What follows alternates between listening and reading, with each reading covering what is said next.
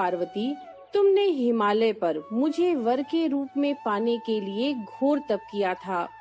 अन्न जल त्यागा, पत्ते खाए, सर्दी गर्मी बरसात में कष्ट सहे।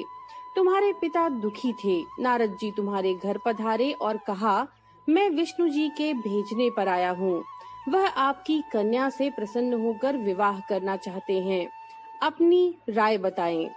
पर्वतराज ने बड़ी प्रसन्नता के साथ तुम्हारा विवाह विष्णु जी के साथ करना चाहा। नारद जी ने विष्णु जी को यह शुभ समाचार सुना दिया, पर जब तुम्हें ये पता चला तो तुम बहुत दुखी हुई। तुमने मन ही मन मुझे अपना पति मान रखा था। तुमने अपने मन की बात अपनी एक सहेली को बताई। सहेली ने तुम्हें एक ऐसे घने वन में छुपा दिया जहाँ तुम्हारे पिता नहीं पहुँच सकते थे। तुम वहाँ पर रहकर तपस्या करने लगी।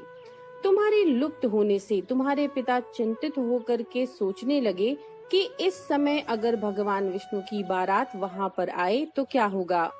शिव जी ने आगे पार्वती जी से कहा, तुम्हारे पिता ने तुम्हारी खोज में धरती पाताल एक कर दिया, पर तुम ना मिली। तुम गुफा में रेत से शिवलिंग बनाकर मेरी आराधना में उस समय लीन थी। प्रसन्न होकर मैंने मनोकामना पूरी करने का वचन दे दिया।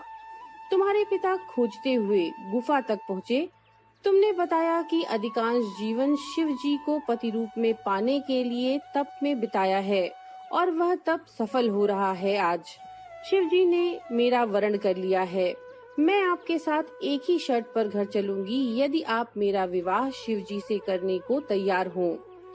पर्वतराज तुम्हारी ये बातें सुनकर मान गए। बाद में विधि विधान के साथ हमारा विवाह किया। हे पार्वती, तुमने जो कठोर व्रत किया था उसी के फलस्वरूप हमारा विवाह हो सका।